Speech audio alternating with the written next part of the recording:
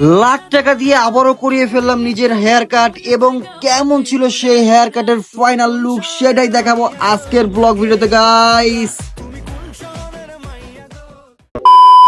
WhatsApp আমার ভাই বন্ধুরা, it's your boy Justin Zarif. ক্যাম্পাসে আসার পর দেখি ঝিরি ঝিরি বৃষ্টি পড়তেছে, তাই বৃষ্টিতে আমিও আমার গাটা একটু ভিজিয়ে ফেললাম আর মনের সব কষ্ট দূর করে ফেললাম। আজকের থাম্বনেল আর ট্রেইলার থেকে বুঝতে পারতেছেন আজকের ব্লগটা একটু বেশি ইন্টারেস্টিং হতে যাচ্ছে।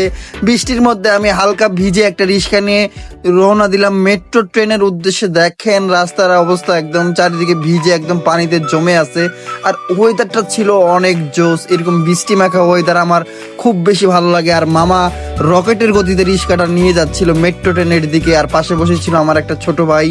তো ছোট ভাইকে নিয়ে আমি চলে আসলাম মেট্রো ট্রেনে। এখানে এসে দেখি এখানেও তেমন একটা ভিড় নাই। আমি সুন্দরভাবে রিল্যাক্সে দুইটা টিকিট নিয়ে নিছি। টিকিট হাতে আমি এখন হাঁটি হাঁটি পা করে সামনের দিকে এগিয়ে যাচ্ছি, বাট কপালটা আমার একটু বেশি খারাপ ছিল, কারণ আসার আগেই দেখি যে একটা ট্রেন চলে গেছে। না জানি এখন কতক্ষণ ওয়েট করতে হয়।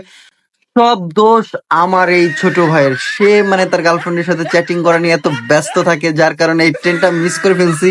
বাট ব্যাপার না, 10-15 মিনিট ওয়েট করার পর আরেকটা ট্রেন পেয়ে গেছি। এখন মানে সিটও পেয়ে গেছি, যার কারণে একটু বেশি ভালো লাগতেছিল যে লেট করছি, বাট লস হয় নাই। তারপর কারণ বাজার থেকে একটা রিক্সা নিয়ে নিলাম। এই রিক্সা দিয়ে আমরা সোজা চলে যাচ্ছিলাম ধানমন্ডি 32-এর উদ্দেশ্যে। আর রোডটাও একদম ফাঁকা ফ্রি ছিল, যদিও ঈদের সময় ছিল। আশা করছিলাম যে অনেক ভিড় জ্যামজট হবে, বাট তেমন একটা জ্যামজট আমার কোনো চোখেই পড়ে নাই। তারপর দেখতে না দেখতে আমরা চলে আসলাম আমাদের সেই কাঙ্ক্ষিত আক্তার আলী হেয়ার স্টুডিওতে। তো আমি এখানেই সবসময় হেয়ার কাট করি। যারা সবসময় আমাকে জিজ্ঞেস করেন যে ভাই আপনি কোথায় হেয়ার কাট বিয়ার কাট করেন, আমি এখান থেকে সবসময় করি। আর ইনি হলো আফরোজ ভাই, যার কাছে আমি সবসময় আসি, কারণ ওনার হাতে জাদু আছে। উনি মানে মুহূর্তে কিভাবে কিভাবে জানি আমার লুক এত বেশি জোস করে দেয় যে আমি নিজেকেও নিজে চিনতে পারি না। তো প্রথমে এসে আমি ফার্স্টে আমার হেয়ার গুলো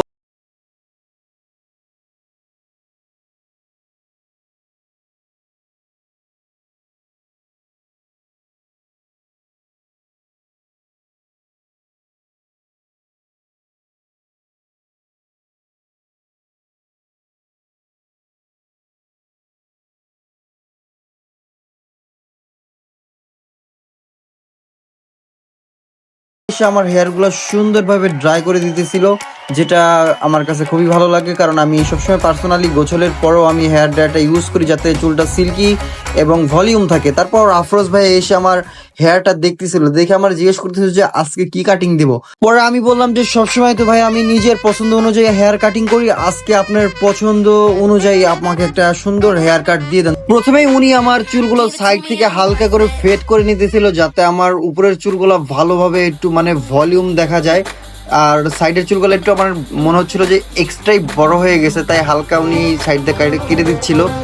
আর এই কাটিংটা নাকি এখন বর্তমান অনেক নাকি ট্রেন্ডিং এ আছে, তাই এই কাটটা আমার চুলে দিয়ে দিতেছিল। প্রথমে দুই সাইডটা সুন্দরভাবে আমার হালকা করে ফেড করে নেয়। দুই পাশে হেয়ার সুন্দরভাবে ফেড করা হয়ে গেলে ভাই আমার পিছের চুলগুলো আস্তে আস্তে ছোট করে দেয়। বাট পিছের চুলগুলো কাটতে আমার খুব বেশি খারাপ লাগতেছিল, কারণ আমি এই চুলগুলো অনেক শখ করে বড় করছিলাম। বাট যে পরিমাণ গরম পড়ছে, এই গরমের মধ্যে কোনোভাবেই এত লং হেয়ার রাখা আমার পক্ষে পসিবল না।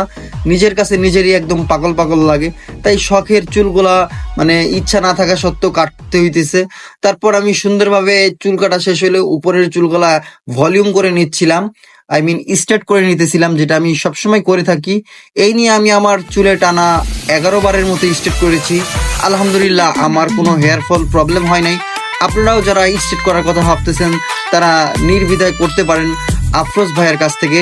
এই সেলুনের লোকেশনটা আমি আপনাদের বলে দিই, এটা ধানমন্ডি 9-এ মিনা বাজার ইবনে সিনার অপোজিটেই আক্তার আলী হেয়ার স্টুডিও বললে যে কেউ আপনাকে এমনিতে দেখিয়ে দিবে। এছাড়াও আপনি গুগল ম্যাপ ফলো করেও এখানে আসতে পারেন, অথবা ভাইয়ার নাম্বার আমি কেউ আমাকে ইনবক্সে নক করলে আমি তাকে দিয়ে দিব। তো মোটামুটি আমার হেয়ার স্টাইল ডান। এখন আমার একটা লুক চলে আসছে মোটামুটি। Here is my final look.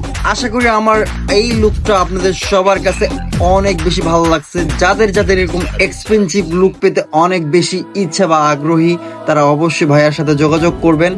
আর আমার এই ঈদের লুকটা কেমন হয়েছে অবশ্যই আপনারা আমাকে কমেন্ট বক্সে জানাবেন। ধন্যবাদ গাইস, থ্যাংক ইউ।